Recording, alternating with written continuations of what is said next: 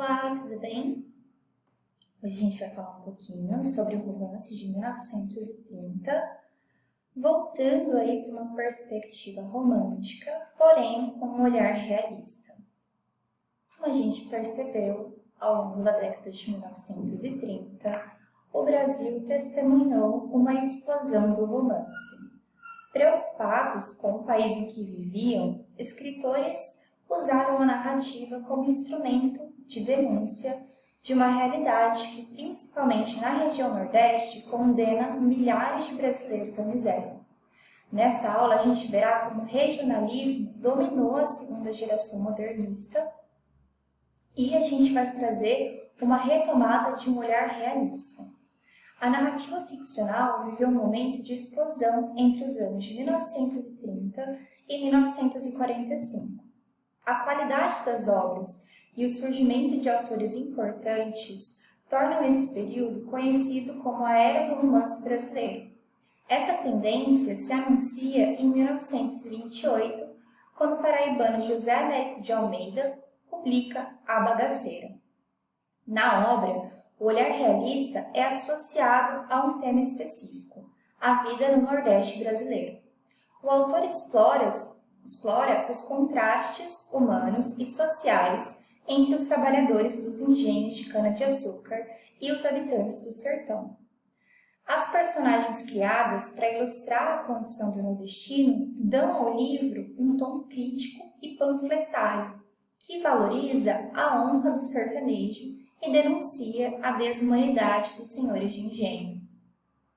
A Bagaceira define uma nova tendência na ficção nacional, a apresentação crítica da realidade brasileira que procura levar o leitor a tomar consciência da condição de subdesenvolvimento do país, visível de um modo mais evidente em algumas regiões, como, por exemplo, o Nordeste brasileiro. Para tratar das questões sociais regionais, os romances escritos a partir de 1930 retomam dois momentos anteriores da prosa de ficção: o regionalismo romântico, que a gente já viu, e o realismo do século XIX, que a gente também concluiu na aula passada. Então, do regionalismo romântico vem o interesse pela relação entre os seres humanos e o espaço que eles habitam, apresentando agora uma perspectiva mais determinista. A gente pode lembrar aí do determinismo de Darwin, né? E do realismo é recuperado o interesse em estudar as relações sociais. Então, o romance de 1930 inova ao abandonar a idealização romântica e a impessoalidade realista para apresentar uma visão crítica das relações sociais e do impacto do meio sobre o indivíduo. Essas raízes literárias que relacionam a ficção de 1930 a essas duas estéticas do século XIX fizeram com que os romances escritos nesse período fossem conhecidos como regionalistas ou neorrealistas. Então, são considerados regionalistas os romances que abordam a realidade específica de uma região, caracterizada por particularidades geográficas e por tipos humanos específicos, que usam a linguagem de um modo próprio e têm práticas sociais e culturais semelhantes. E o que pretendia os escritores com essa nova produção literária? Bem, eles queriam caracterizar a vida sacrificada e desumana do sertanejo e compreender o tipo de estrutura socioeconômica viciada que alimentava a política, naquela época, do coronelismo nordestino. Na visão dos modernistas, apontar tais problemas significava dar o primeiro passo em direção a uma transformação dessa realidade injusta. Assim, entre 1930 e 1945, a ficção nacional é denominada por um novo realismo que mostrava o indivíduo subordinado ao espaço em que vive, sendo muitas vezes por ele aprisionado. O comportamento desses indivíduos também é analisado em uma tentativa de traçar um perfil social e psicológico dos habitantes de determinadas regiões brasileiras. Então, o projeto literário do romance da geração de 1930 é revelar como uma determinada realidade socioeconômica, no caso, o subdesenvolvimento brasileiro, influenciou a vida dos seres humanos nessa época. O modo encontrado para mostrar isso foi fazer com que os enredos das obras nascessem da relação entre esse contexto e o espaço, caracterizado de forma bem definida nos romances.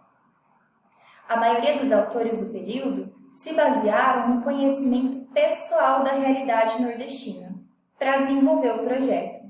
O escritor Érico Veríssimo foi uma exceção, pois as obras dele se voltavam para a relação entre o homem e a sociedade a partir da amplidão dos pampas gaúchos. E quem vão ser os agentes do discurso aqui?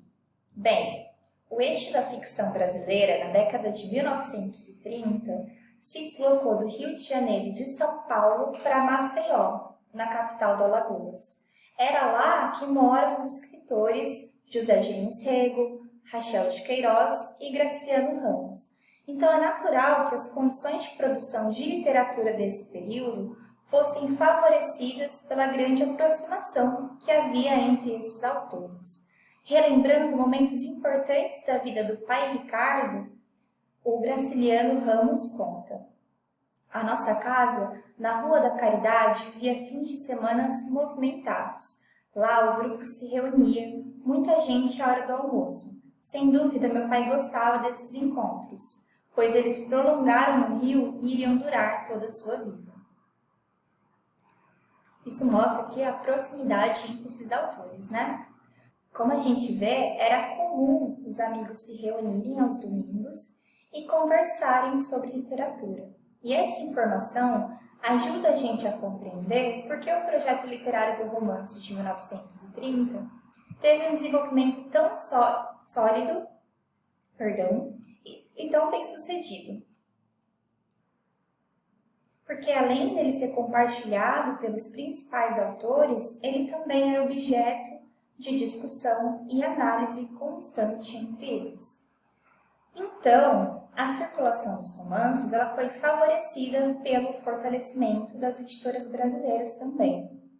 A livraria José Olímpio acolhia os escritores que, chegados ao Rio de Janeiro, buscavam uma referência para os seus diálogos intelectuais.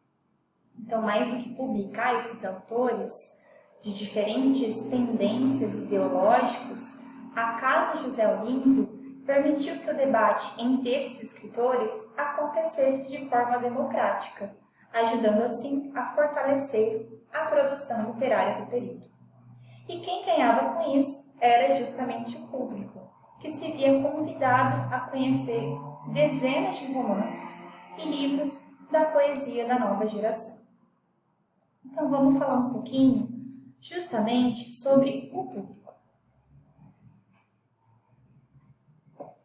A multiplicação de autores e romances torna mais difícil conseguir informações sobre o público leitor do período, porque o perfil era muito variado.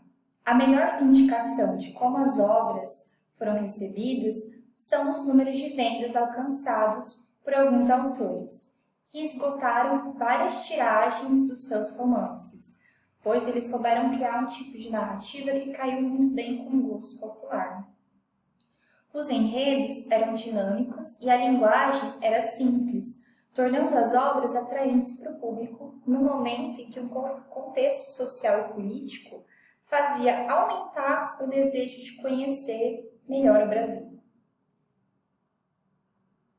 O surgimento de tantos novos romantistas que abordavam por meio da ficção esses aspectos da realidade socioeconômica acabava por atender às expectativas dos leitores, contribuindo para consolidar o período como a fase áurea do romance modernista. Você pode ver que a gente está trazendo uma época aqui um pouquinho mais para frente, mas eu trouxe essa época agora justamente por conta das características realistas Porém, estamos falando aqui de um período modernista que a gente vai ver mais para frente, mas que é importante a gente citar agora. E a linguagem, ela vai trazer a cor local. Então, de uma forma geral, o trabalho com essa linguagem, realizado por esses autores dessa geração, busca trazer para as narrativas uma cor local, ou seja, as informações sobre espaços, comportamentos, costumes e os aspectos típicos e característicos de uma região específica. A cena a seguir, extraída do romance O 15 de Rachel de Queiroz, exemplifica como a cor local é inserida nos romances. Nessa cena, a gente vê o apelo para São José trazer a chuva. A religiosidade, principalmente em época de grande necessidade, é uma característica dos nordestinos. O diálogo entre Conceição e sua avó também contribui para a apresentação dessas personagens que vão falar de forma natural, sem qualquer impostação ou rebuscamento linguístico. É um romance dando voz às personagens e dessa forma tornando elas mais reais. A inclusão de termos regionais, palavras regionais, também contribui para registrar referências que ajudam o leitor a construir uma representação mais fiel da região tratada nesses romances. A gente vai trazer aqui o Graciliano Ramos como mestre das palavras secas. Então, de toda a obra literária, publicada pelo Graciliano Ramos, 2 romances vão se sobressair pela forma surpreendente como ele apresenta diferentes níveis da miséria humana. Aquela causada pela pobreza extrema em Vidas Secas e outra que é fruto da ambição em São Bernardo. Então, muito mais do que apenas romances regionalistas, os textos que nascem das mãos do Graciliano são de problemas humanos universais. Eu sugiro muito a leitura de Vidas Secas, que é um dos principais livros de referência modernista com traços realistas, uma das obras que eu mais gosto dentro da literatura brasileira. A gente vai falar na aula seguinte sobre a linguagem que constrói esse olhar realista do Graciliano Ramos. Tudo bem? Vamos dar algumas características principais aí. Espero você na próxima aula. Um beijo e até mais!